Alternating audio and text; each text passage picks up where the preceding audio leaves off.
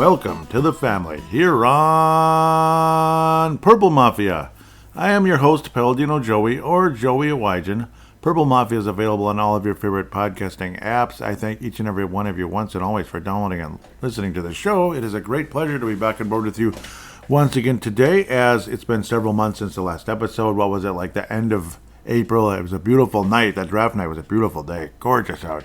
And I did the review of the draft the next day or so. We got our quarterback of the future, J.J. McCarthy, and other pieces, of course. Obviously, a bit of things have happened since then, and this is my annual Tying Up Loose Ends episode. So here we are, basically the first week of August every year, Tying Up Loose Ends 2024 edition.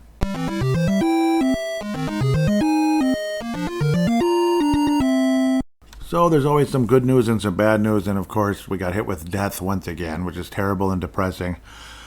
Very depressing.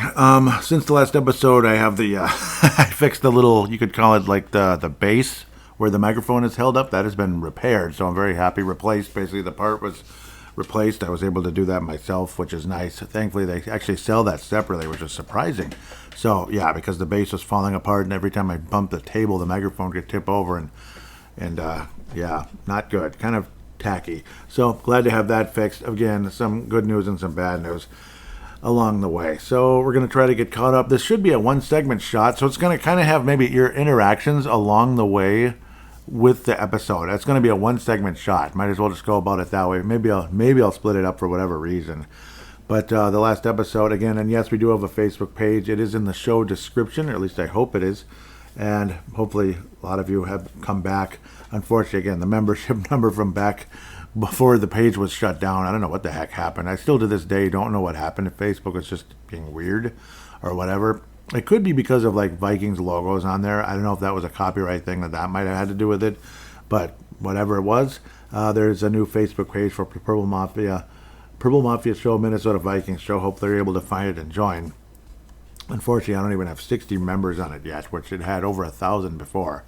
It was nice to have. But, yep, so a lot of stuff obviously going on. We have the Facebook page again. Going into the season, the Instagram account should be in the show description as well. Purple Mafia Show. So pretty simple. The Twitter account, Purple Mafia Show. Believe it or not, the numbers are still there. This is actually still considered a top 3% podcast overall, so that's pretty good. Top 3% is not bad. Still not generating income, though, so it's not like this huge thing. The 3% is still quite a few shows at the end of the day when you consider there are millions and millions of podcasts out there. Yeah, now I'm going to get into random stuff here, and I apologize for that. Yeah, I can't even have that. Gosh, that's so frustrating. Can't even sign on the computer with the Twitter, so I have to go to the smart device for that, which is pretty silly and goofy, and other reasons to be frustrated with that as well. Anywho, now I'm just babbled long enough. Let's get to the Facebook page and kind of go along the way.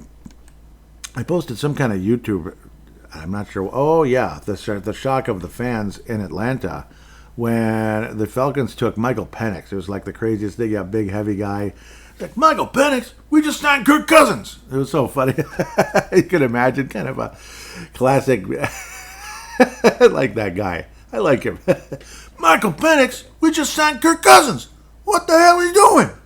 8th freaking pick. So it's like, yeah. And Michael Penix is not exactly, he's not like a 19-year-old, like, say, like a McCarthy type. Or like, well, even McCarthy is a 19. But like some players might be 19 years old coming into the NFL. Michael Penix is 24. And you just signed Kirk Cousins to a long-term deal with guaranteed money into like the 140 range. What the hell are we doing? What the hell are we doing? So yeah, that's pretty much the response. I might even play it. What the hell? See if we can. I want to hear it. Yeah. Hopefully you can hear this. This is in Atlanta, by the way, in their stadium there. That's Mercedes. Here we go.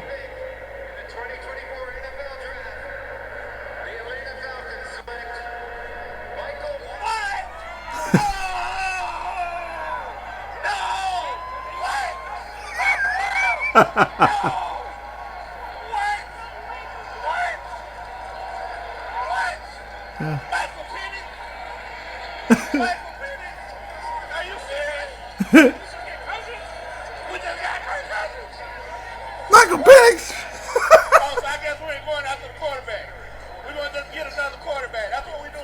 Oh. Oh. So we ain't going after the quarterback now. Oh, okay. So that's actually Big Low Country Sports. So that's actually he's okay. So he has his own page. That guy's kind of cool. I like him. And then he said, "My bad." Apparently, he's happy to have him. I'm gonna subscribe. Oh, I didn't. I have to sign in. You got to be kidding me. What? I'm not signed in. Are you kidding me? Are you serious? Okay, I'm signed in now. Okay, there you go. There, I gave him a subscription. What the heck?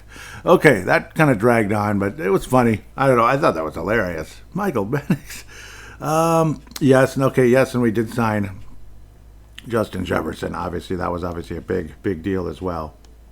Interestingly enough, it's not that long term. 140 million, 4 years, 140 million contract extension that includes 110 million guaranteed, but does make him the highest paid wide receiver or highest paid non-quarterback in the entire NFL. So, yes, it is only 4 years, but like the amount, and the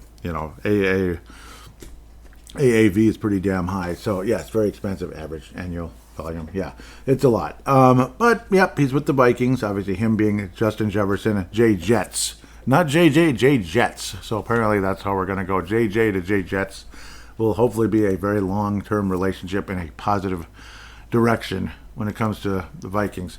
So yes, Justin Jefferson has been signed. Obviously, that's very old news, but way back to June 3rd. But that's when obviously, again, that's what this whole episode is about, is getting caught up. It's not like there was a lot of huge news necessarily, like say, oh my God, the Vikings made some huge trade. But there is news, and of course there's one story that's obviously terrible and sad and depressing, and another frustrating one as well.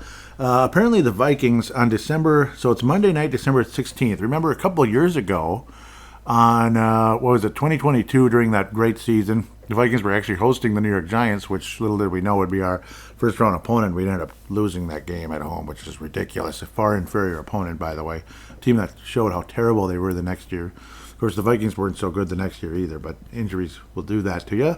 There was a whiteout. It was fun. It was Christmas Eve, and we just had an 18-inch snowfall, I think it was. It was absolutely crazy. Or was it like 12-inch after this inch after that inch? But it was a very light, beautiful, gentle, feathery snow, even though it was several inches. It was gorgeous. And then I thought it was a good taste when the Vikings did a whiteout. But it's mostly, everybody's wearing like white, basically. The white, like all the logo was white as well, which was kind of cool. It was a cool effect, really. And it was Christmas Eve. It made me think of like little rolls with frosting on them. I don't know why I'm making that kind of comparison, but I don't know. It just was nice. It was good taste.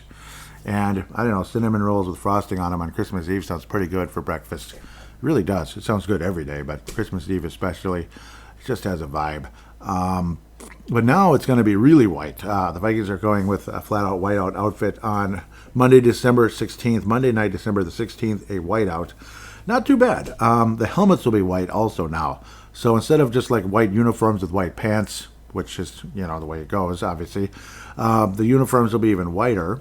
It's Jay Jets wearing the outfit with kind of that crystal in the background. Pretty cool look.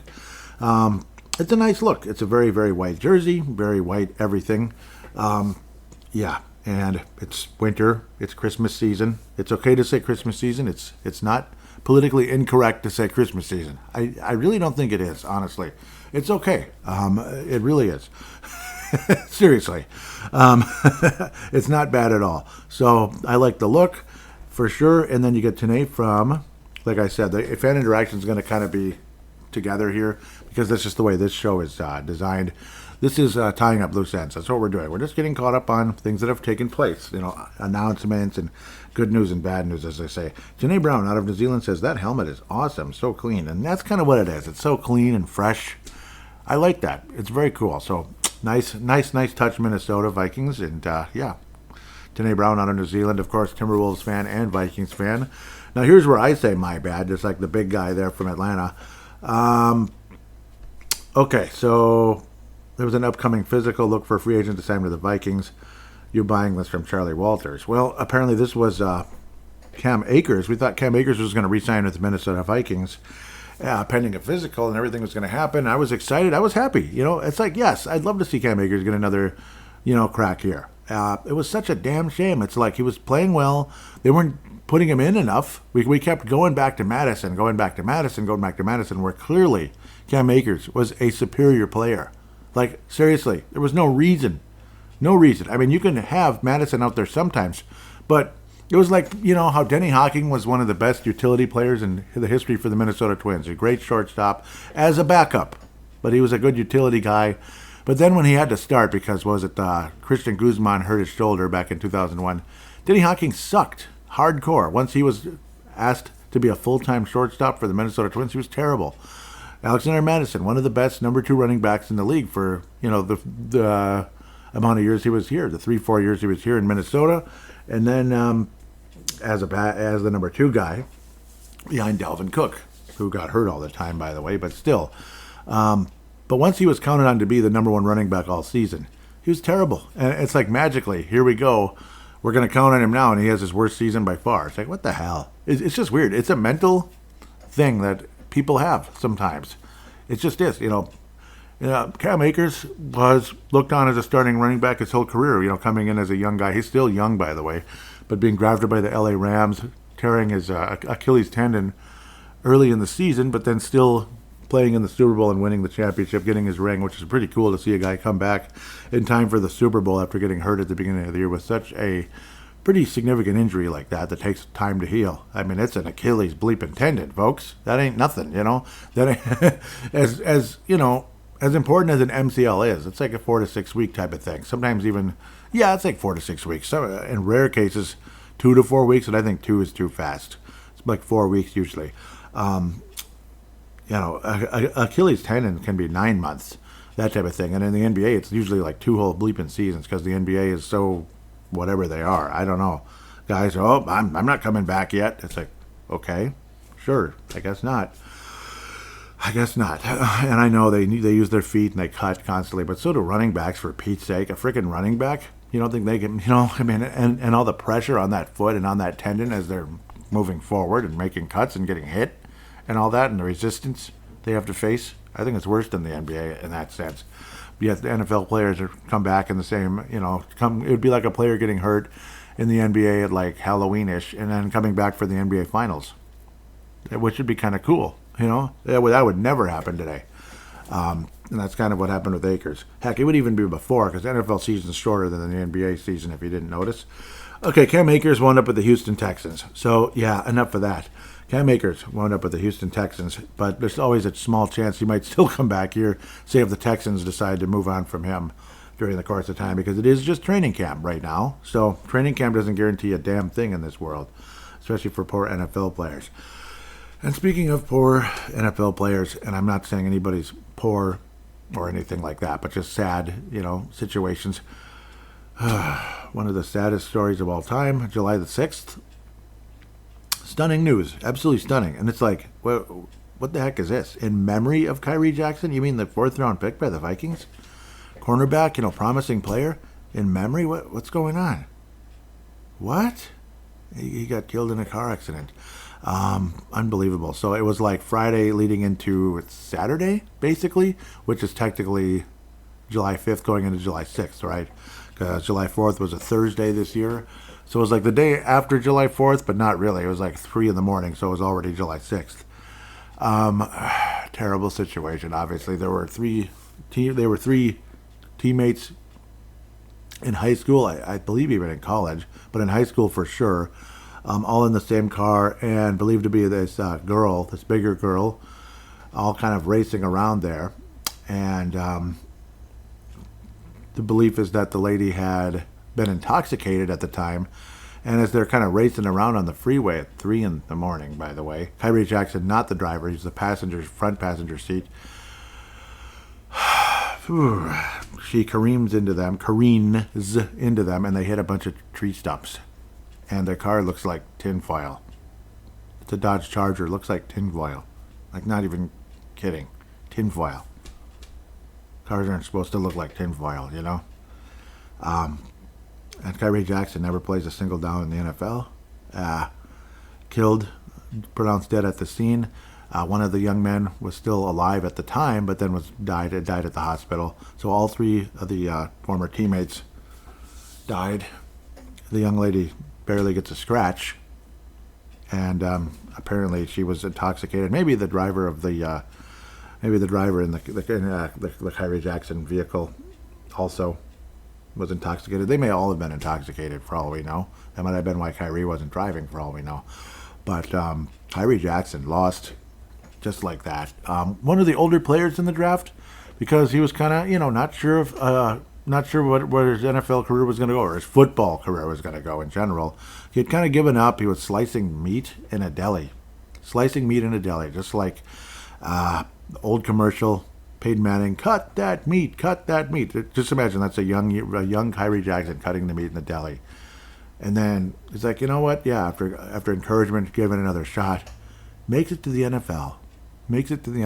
And then never gets to play it down as he's killed in a tragic car accident like that. Just after July 4th, 2024.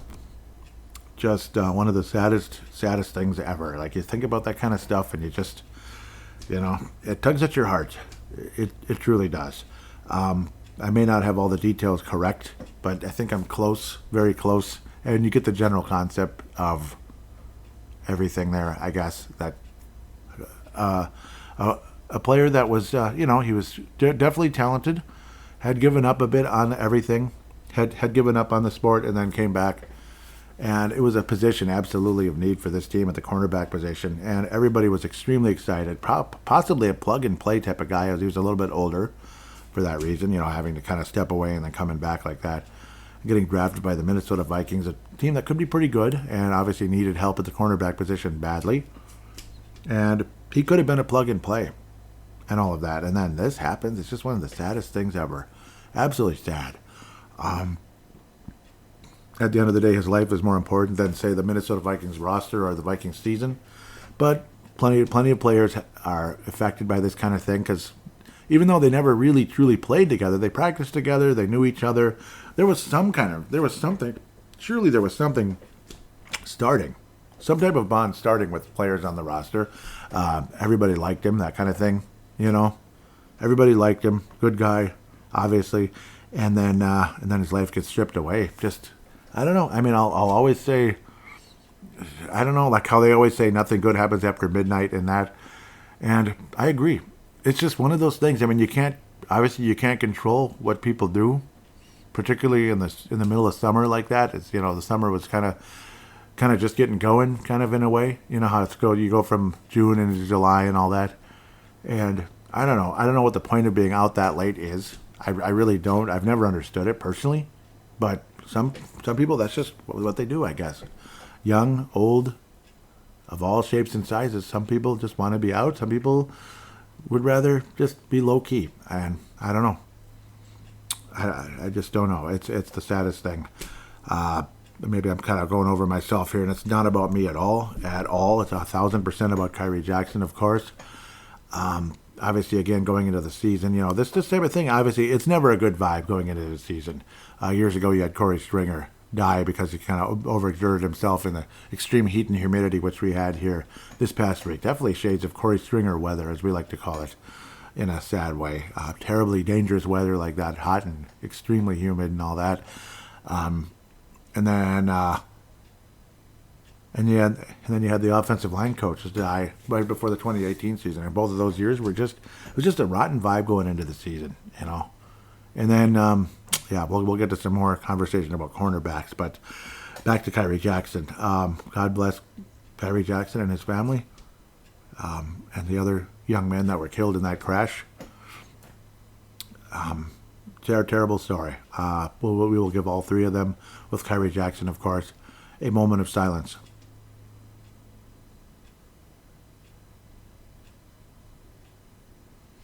God bless you, Kyree Jackson. How do we continue this? So yes, conversation again. Cam Akers resigned pending a physical, and then he goes to the Texans. Okay, so false alarm, unfortunately, would have been nice.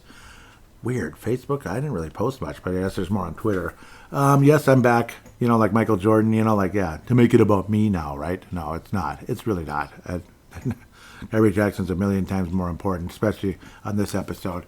But just to be silly, Michael Jordan God, that was terrible. Michael Jordan faxed, "I'm back," when he came back to the NBA after, was it like a year and a half absence? Well, after a decade plus absence from fantasy football, I'm back. But in a very incognito way. Don't invite me to your leagues. I'm not that, yeah. I'm not into the league, and I'm not into joining people's leagues and doing drafts and all that such. This team was actually auto-drafted. That's why Kyree, I'm never going to get it out of my head now. That was terrible. Kyler Murray is my quarterback. Yeah, that probably wouldn't have happened. I'm not a Kyler Murray fan, but he's my quarterback for now. I signed Trevor Lawrence also. Trevor Lawrence was a free agent, if you can believe it, because T.J. Hawkinson somehow was in my lineup, which is pretty cool. I was able to put him on the IL, which opened up a spot so I could sign Trevor Lawrence and make a decision in the next few weeks here. Yes, fantasy football, I'm back, but again, this is incognito. I'm not doing anything too special, just kind of a single, public league off there in the distance. But just the fact that I'm playing again, which is, I figured I'd mention it. Enough of that. Okay, Twitter account, conversations and such. Well, it's not, Twitter account. Usually there's not a whole lot of responses, but things that have taken place. It kind of keeps, it's like a nice cheat sheet for news that has taken place. Again, the JJ contract. The Falcons will forfeit the 2025 fifth-round pick and pay $250,000 for violating the NFL's anti-tampering policy, but the Vikings don't get anything. They get nothing, despite the fact the Falcons tampered with us. But you know what, though? They tampered with Kirk Cousins, but you know what? You did us a favor. You did us a favor, and plus you just acted really weird, too, signing a huge contract with Kirk Cousins, and then you draft your quarterback of the future. All right. So, yes, the Kyree Jackson. Yep, I believe is there a response to anything here? There is a response to the Kyree Jackson. Post Tene Brown, New Zealand. He said, "That's just awful. May he rest in peace." And I'm sorry for not liking that. I like it now. It is awful. Gosh, it's almost been a month already since that took place again. So I knew I'd be having to talk about that at some point. It was, well, of course. I mean, why would I not? Christian Darrisaw also now has signed a big 4-year extension. Not too bad though. I mean, it's a lot of money. Yes, I mean 4 years, $113 million. Don't get me wrong, it's a lot of money. $77 million guaranteed. So. Christian Darrisaw, left tackle, Minnesota, set for life. But again, it's kind of like a jump ahead of it deal before, say, everything gets higher, that kind of thing. So the Vikings jumped on this one, kind of like the Minnesota Wild jumped on Brock Faber this week. 8 years, $68 million. Like, that's kind of funny. Elite defenseman making 8.5, and it's like, holy moly. But yeah, no, it's at the well, we'll talk about Brock Faber on a future Brave the Wild episode. But it's just funny how different money is in the NHL to, like, say, the NBA. It's like not even close. But yes, kind of jumping in on this one, Christian Darrisaw, 4-year deal, and what a great draft pick. Absolutely fantastic left tackle draft pick for Minnesota in Mr. Spielman's last year as general manager of the Vikings. It's just kind of funny. Like, he did set us up with, after all those years and all that frustration, taking tackles or whatever that just didn't pan out. Matt Khalil is way at the top of the list there. Insanely frustrating. It's like we could never get the position squared away. And then you go into a season and just, you're desperate, like Jake Long was his name. Fantastic left tackle, but, I mean, he couldn't stay healthy for his human life. Poor guy. As good as he was, like, his talent was off the charts.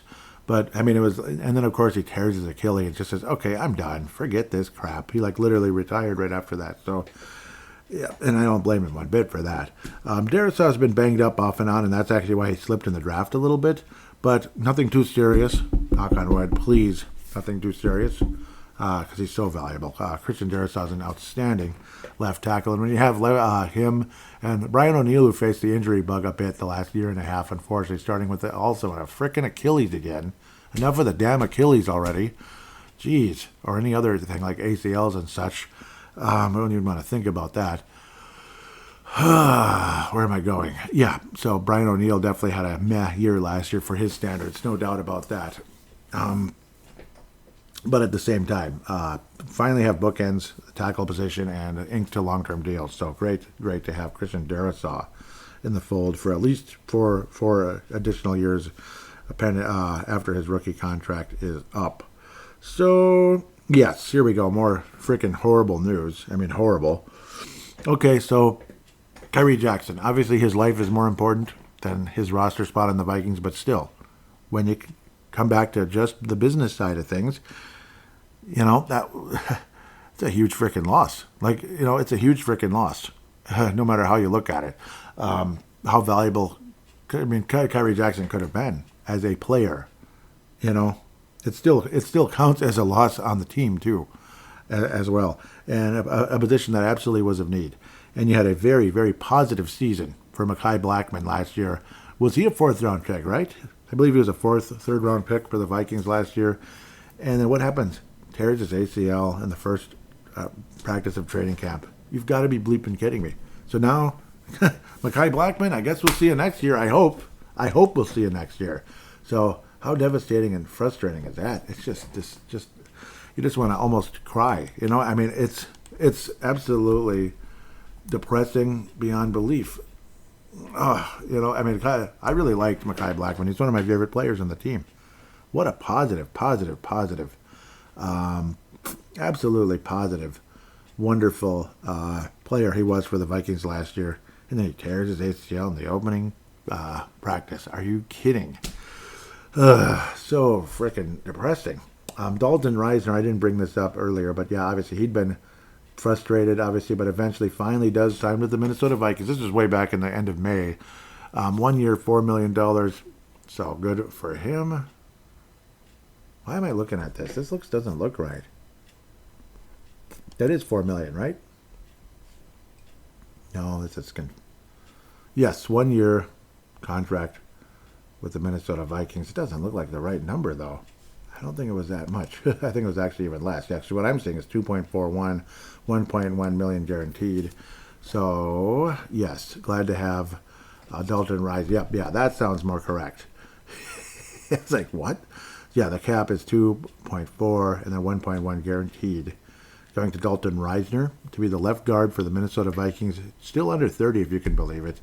I don't know what the deal was, why it took so long, but and he was voicing frustration on social media, Twitter, all that cute stuff. So there's a bit of that.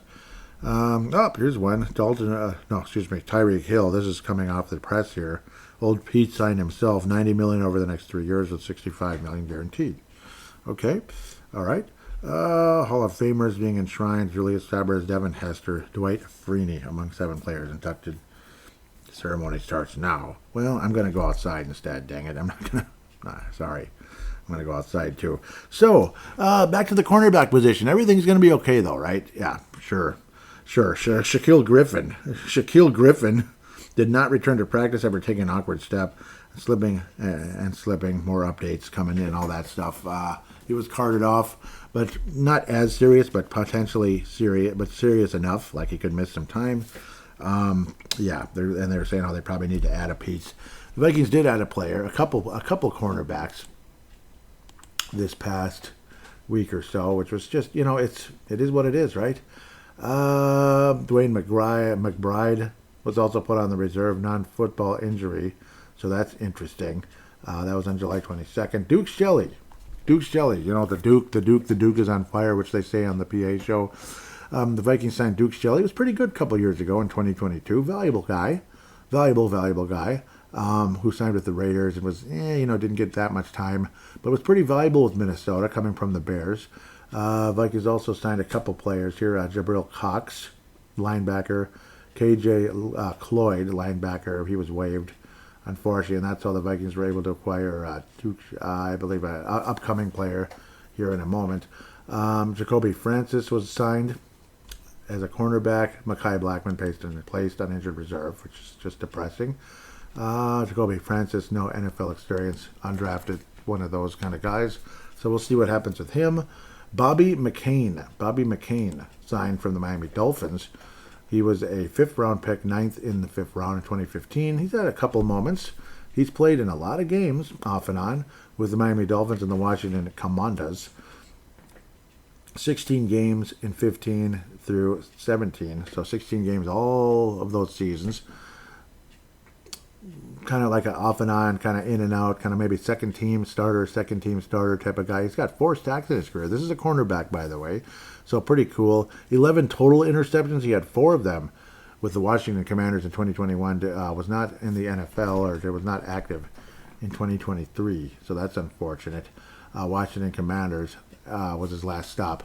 Bobby McCain, coming out of Alabama there.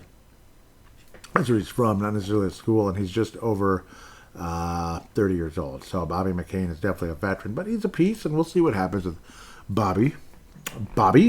John Parker Romo already has been waived, as the Vikings will more than likely award the kicking position to place kicker job to Will Reichert. Will Reichert, not William Riker of the Starship Enterprise, but Will Reichert. Yep, William Reichert. Okay, sound good.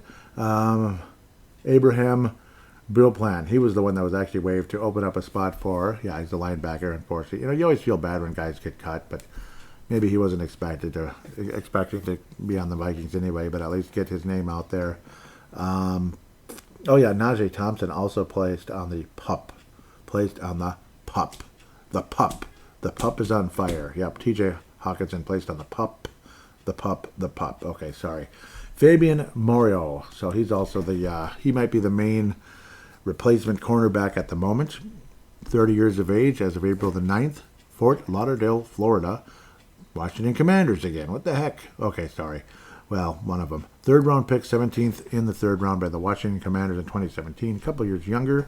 Had some moments. He was pretty good with Denver, I thought. I mean, I remember playing against him last year when he got really mad and frustrated, and that certain running back fumbled the ball and a key point, and everything changed after that. It's really frustrating, actually. The one thing about guys catching the ball can be insanely frustrating, or like guys getting a lot of tackles as a cornerback. That also does mean the receiver caught the ball. Morio, looked more on as kind of, he's kind of okay, like middle of the road cornerback, but with the Minnesota Vikings, 106 NFL games, no sacks for him, 7 interceptions, but a solid piece with Washington, Atlanta, New York Giants in 2022. So he played against the Vikings that year, and of course last year with the Denver Broncos. So Fabian Moreau will be a cornerback for Minnesota Vikings going forward, pending injury and all that. So as long as he can get through training camp without anything stupid happening, you just pray for the best there. We'll see how that turns out at the end of the day. So good and interesting signing, I guess. I mean, it is what it is. These guys are available in July, at the end of July. That doesn't necessarily bode super well, but of course there's going to be a piece or two, and occasionally they end up being a pretty valuable guy at the end of the day. So we'll see what happens. Not overly excited, of course, going forward with how that goes. But, Minnesota Vikings having to do something, obviously, with guys being out. Kyree Jackson's never coming back. I mean, it's a horrible, sad truth. And Blackman, well, we're going to have to wait. We're going to have to wait for a long time for Mekhi Blackman to come back, at least the rest of the season, because it's an ACL. So, I mean, damn it, didn't even get to have his second season in the NFL yet, and he's out with the ACL. So super depressing there. So some good news and some very, very bad news at the end of the day. Outside of the Kyree Jackson horrible sadness, and of course the 2 wonderful signings of Justin Jefferson and Christian Darrisaw, 2 huge anchors for the future of this team. Generally speaking, there wasn't a ton of news compared to other years, you could say. Good news is J.J. McCarthy appears to have a great arm. Guy is very excited about his future. Odds are strongly in favor of Sam Darnold being the starting quarterback for at least half of the season. Probably the whole year, but at least half of the season. But J.J. McCarthy looks like he's got a wonderful future in this league. There's an Instagram out there on, what was it, Tommy Kramer's Instagram, where he walks up, they introduce each other. They get they get acquainted. J.J. McCarthy, number 9 to number 9. Tommy Kramer and J.J. McCarthy, pretty cool. Number 9 and number 9. So very exciting there at the end of the day. And Dallas Turner did finally sign, which is great. Dallas Turner was shut down pretty good by Darrisaw in some of the scrimmages and such. So it is what it is. Darrisaw is a Pro Bowl superstar left tackle. Dallas Turner is an extremely promising rookie. That's the difference. So that's something you got to talk about going forward.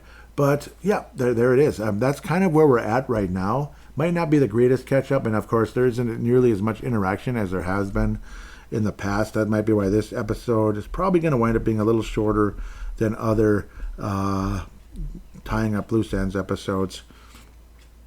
I might check real quick on the Instagram just in case there's a little conversation. Kyree Jackson, no, any comments there? No. Doesn't look like people commented much, just likes, which is appreciated. Okay, the white wire. No, that's just me talking. The white outfits. I don't see any comments. So I think that's where we're at for now. So hope you don't mind. This is a little bit on the shorter side, but at least we got things rolling again. The next episode more than likely will be the preview. Maybe I'll have some other stuff to get caught up with and such along the way. I might actually, but odds are I just don't do the training camp episodes like I used to, that type of thing. That's just kind of how it is. So, and yes, it's that time of year. I still, you still have a chance to swim and enjoy the outside before it gets cold, or not colder, but before the season shuts down with swimming and such. So got to enjoy that while it's still here. That's why I'm not all football just yet. I'm not really in full-on football mode, even though it is exciting and all of that, and depressing in some other ways, particularly the cornerback position. But yeah, it's exciting and something to look forward to. But if you have a chance to swim still, you want to get out and do that too. At least if you're my type of person, I guess, at the end of the day. With that said, thank you so much for listening. Tell your friends about the show, share it and such. And we'll be back hopefully sooner than later.